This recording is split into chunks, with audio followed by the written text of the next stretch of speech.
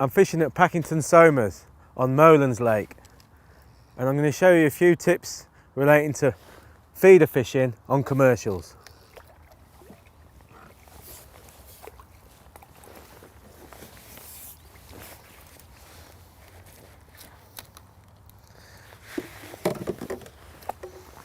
It's a nice small tench. Let's put it back and talk about the methods we're using.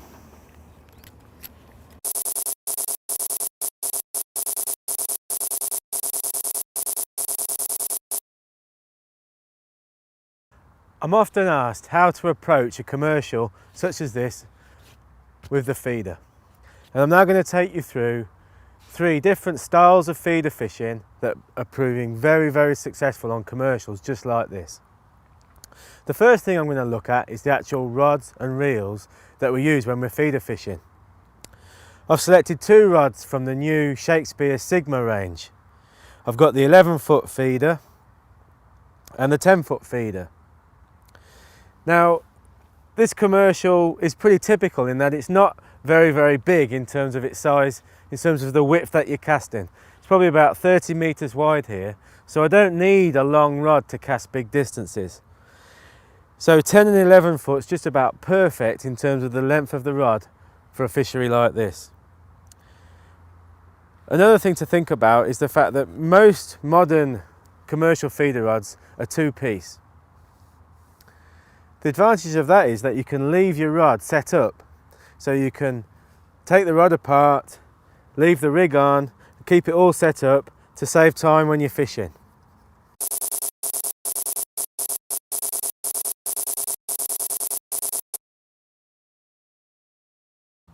The 10-foot feeder is supplied with 2 different tips. Now they're both 2 ounce in test curve. The test curve is the amount of weight taken to bend the tip by 90 degrees. And you also need to think about the material used in the tip construction. This rod's supplied with 2 tips, as I say. One's made from glass and one made from carbon. Well, the 2 different materials in the tip will provide 2 different actions. And a glass tip like this one will provide a much more progressive action that's softer, which is better for when you're looking for more sensitive bites. The carbon tip typically has a faster action, so it bends more at the tip and is better when you're looking for positive pull round bites and to enhance the bolt rig effect. So it's nice to think about the 2 types of tip construction that you're using. On the 11-foot feeder, this rod's actually supplied with 3 tips. You've got an 1.5 ounce glass tip, a 2 ounce carbon tip and a 3 ounce carbon tip. Again, it just gives you the variety in tip to enable you to utilize the correct tip in the conditions that you faced. So if you need to be fishing finer and looking for shy bites, then you need to be using a softer tip. When you're casting with a method feeder and you don't really need that sensitivity in the tip, a stiffer tip like this 3 ounce carbon tip will be the choice, the perfect choice.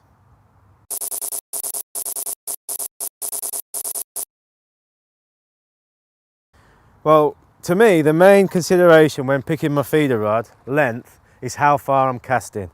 So if I've got to cast a good distance, like 50-60 meters, I'm going to need to go to a longer rod to help me to cast that distance easily and effectively. Like I said, this commercial is about 30 meters wide, so you could fish with a rod between 9 and 11 foot, no problem at all.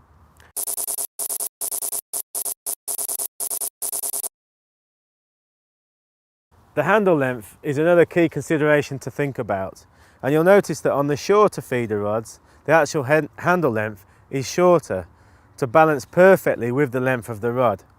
Because you're not having to cast a long way and leverage a lot of power in the cast, you don't need a long handle.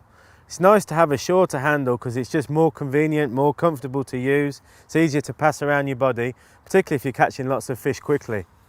So, in answer to the question, a shorter handle's better at shorter distances, a longer handle's better at long distances.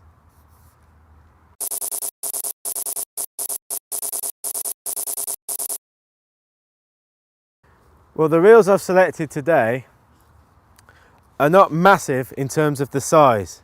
This is a Sigma 035 size front drag, which complements the length of the rod perfectly. It's all about balancing the right size of reel to the length of the rod.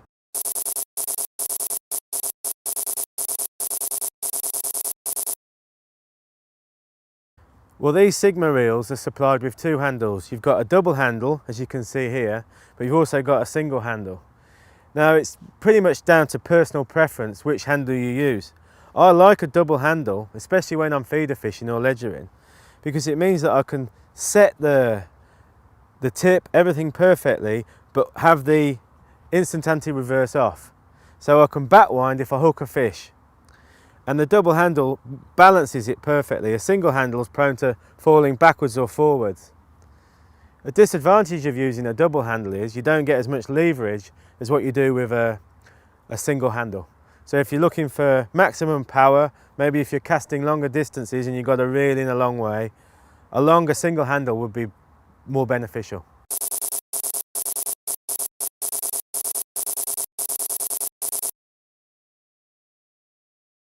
This is what we call a free spool reel. And free spool reels are very, very popular when you're carp fishing on commercials such as this. They've become very popular for people feeder fishing. A couple of reasons.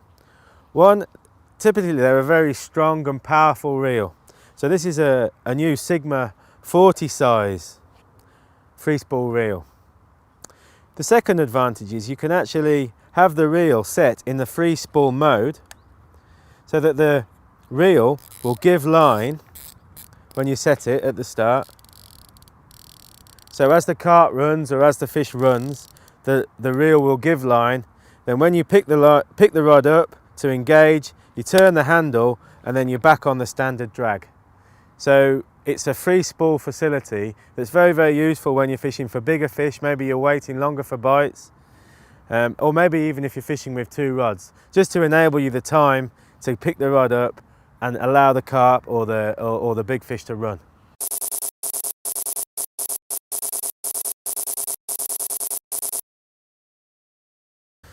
Again, it's a little bit like the handles, it's down to personal preference. I like to use a front drag reel for most of my fishing because I think it makes the reels more compact, and also you can achieve a more reliable and smooth drag system. The disadvantage of using a front drag reel is it's difficult to adjust it during the fight, and a rear drag reel, having the rear drag situated at the back, means that it's easy to adjust the drag during the fight. Another advantage of the rear drag reels is that you can have a quick release spool mechanism on the reel.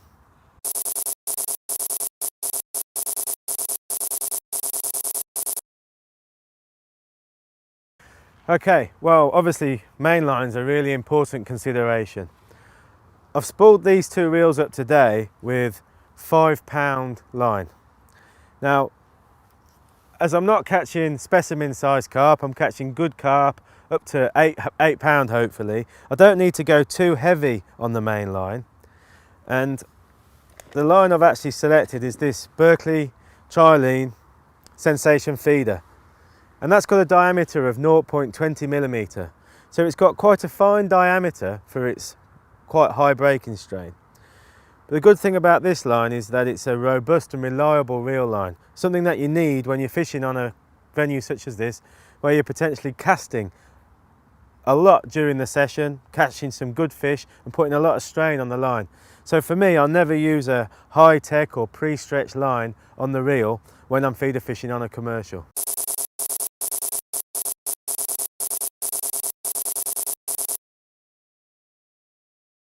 If I was expecting to catch bigger carp and maybe I was fishing with a method feeder predominantly, I'd use a higher breaking strain line.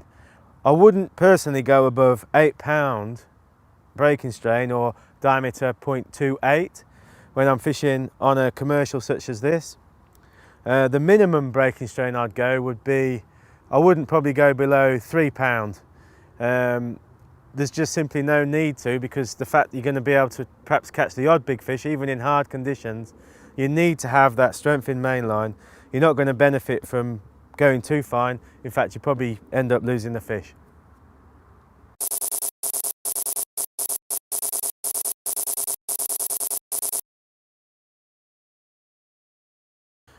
Well, I've set up 3 different types of feeder rig today, which pretty much encapsulates all the styles of feeder fishing that I do on a commercial.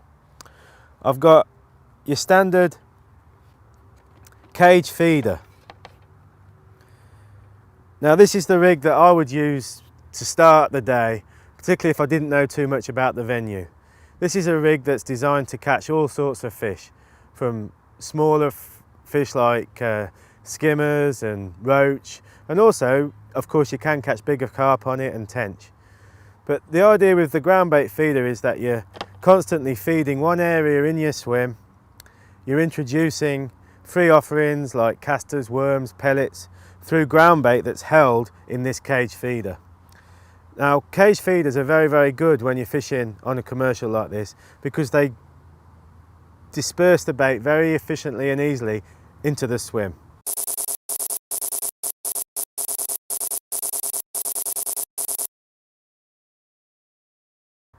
You've got to dictate actually where you fish in your swim depending on a few different factors, such as the time of the year. Is it warm like it is now in the summer, or is it cold in the winter? Are the fish going to be in the shallower water?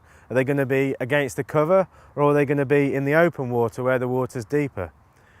Today it's quite a warm summer's day, and the fish have been tight against the cover against the island. So the methods that have been best today have been methods that we've fished tight against that cover, where the carp want to be in these conditions.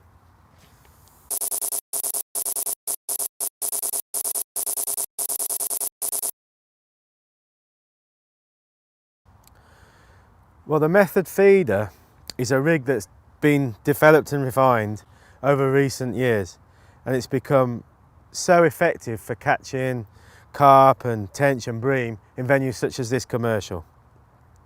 Now the main thing to consider about it is the fact that the bait and ground bait that you're feeding is incorporated together in one small ball on the method feeder. The big advantage of that is that you're using a short hook length with a hair rig. That means that it's a self-hooking rig. So basically the fish is coming in on that parcel of food and taking your hook bait and hooking itself. So it's a very, very efficient method and style of fishing. A few things to think about when you're looking at methods. As with everything else in fishing, there's a multitude of different feeders to choose from. You can basically break it down into 2 versions. The fixed and the elasticated type, like this one. The elastic's there to help absorb the lunges of fish while you're playing them. Obviously the bite can be pretty vicious as the carp hooks itself, and that cushion from the elastic proves to be very, very beneficial. And then you've got the inline feeder, method feeder, like this one. So you haven't got the elastic in the middle, but you've got your main line going through the feeder, and then you've got your hook length coming out the bottom. So you've still got the same bolt effect, but you haven't got the cushion effect of the elastic. The reason that you'd use this over an elastic is, on some venues, the fixed and elasticated method is actually banned. Another thing to quickly mention is the use of these method molds that have evolved, and they mean that it's much easier for beginners, especially beginners, to be able to make the method ground bait package as efficient as possible.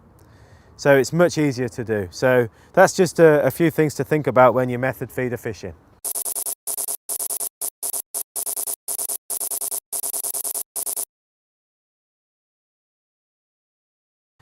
Well, because you're utilising the self-hooking properties of the rig, it's an advantage to have the hook length as short as possible. Some fisheries restrict that length, so you have to fish over 10 inches or 6 inches or whatever those rules stipulate. But generally the idea is that you incorporate your hook bait into the feed on the method. It just makes it such an efficient way of fishing. Another advantage is that when you're casting close to far bank features such as these reeds, you can actually almost cast the feeder into the reeds or just catch the reeds and you won't get hooked up. So that's a good advantage. Sometimes it is an advantage to actually leave the hook bait away from the feeder. Maybe if the fish are feeding really well and you're catching a lot of fish, or if you just want that little bit of a drop, a natural fall of the hook bait whilst the feeder's settling. It's something that can work on certain days, but for the bulk of the time you're going to be fishing with the hook bait incorporated into the ground bait.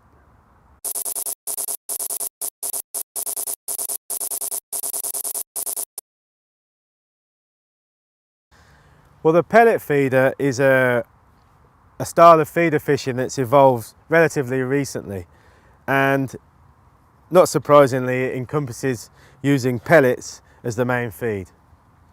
Now, pellets such as these micro pellets are so effective and popular now on commercials, and particularly when you're fishing for bigger fish, a pellet feeder can really be a fantastic advantage. Follows many of the principles as the method feeder, in that the feeder and the hook bait is incorporated together with the feed. So just very quickly there, I've shown you that this pellet feeder has got the hook bait hidden inside with the rest of the feeders. And the idea is that that feeder hits the bottom, the pellets start to fall away, crumble away from the feeder, and your hook bait is presented very naturally amongst the free offerings. So it's a very effective method, and one that's gaining in popularity all the time.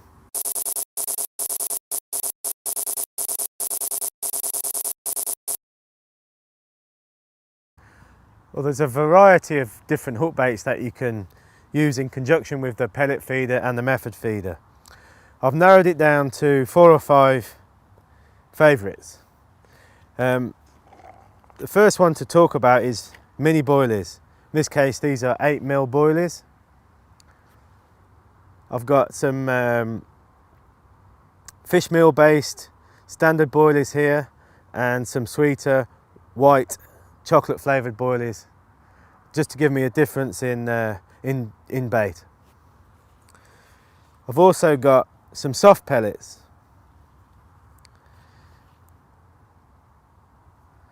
The soft pellets are obviously more natural for the fish to feed on, and if you're catching well on pellets, it makes good sense to use a soft pellet on the hook as well.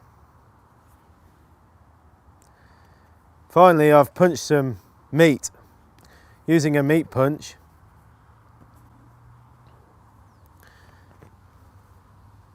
That's a very effective bait when you're fishing with the method or the pellet. You don't always use the same hook bait that you're feeding. It's just a matter of understanding what the best bait is on the day, and also with regard to the fish that you're targeting. If you're targeting bigger fish like bigger carp, you're perhaps better off sitting and waiting with a small mini boilie.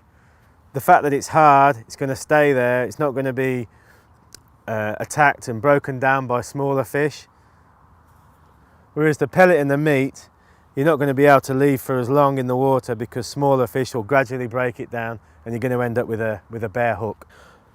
Well, as I mentioned, I'm using the open end feeder to basically try and catch whatever I can from the swim, just determine what's feeding and basically kickstart the peg.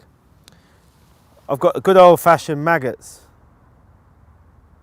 that I can use live like this, or I sometimes even use a dead maggot. I've got worms, and I've got casters. And what I like to do is mix a concoction of chopped worm and casters and feed that through the feeder by plugging it with ground bait.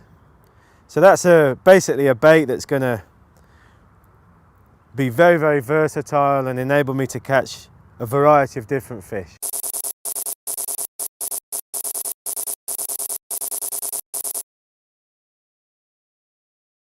Well, nearly all the baits that we use on these rigs are used in conjunction with a hair.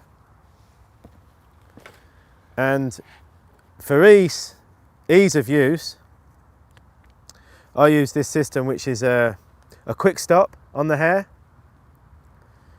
and you have the quick stop needle, and basically you simply push the quick stop through the bait, flick it back, and you've got the bait hooked perfectly onto the hair.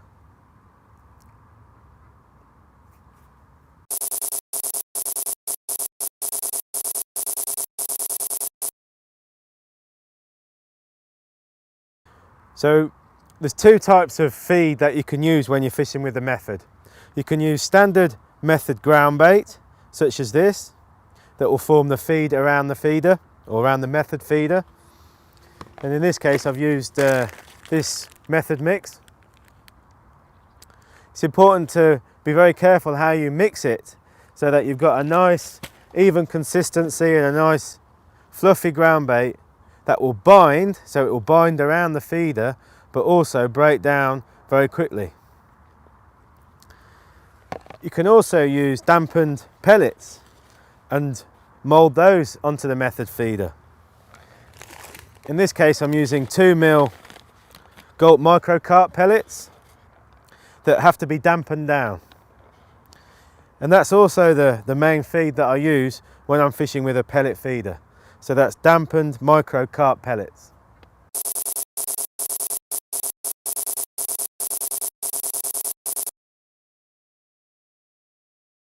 One final tip to think about when you're feeder fishing on a commercial like this is the angle of your rod rest. So as you can see, especially when I'm casting this pellet feeder tight to the far bank, I want to be able to put the rod straight down onto the rest. The last thing I want to do is move my rod to a rod rest situated over here, because I'm going to pull the feeder away from the critical catching area tight to the far bank. So that's an important point to think about. You'll also notice that I'm clipped up, so I've got the line at a fixed distance to keep consistently landing it in the same spot. And the nice advantage of having the rod rest like this is that as the line sinks, I can gradually tension up to the feeder, being careful not to move it away, and it means that I've actually got a couple of turns of line on the reel before I hit the clip. So if I do hook a big fish, I've got time to try and get it away from the far bank and even undo the line from the clip if I need to. So there you go, that's a great mixed bag of fish taken on the 3 different styles of feeder that I've shown you. So the pellet feeder, the standard ground bait feeder, and also the method feeder. So I've caught some nice carp, I've caught some F1 carp, some tench, some skimmers. What a fantastic net of fish, and what a great method on commercials such as this.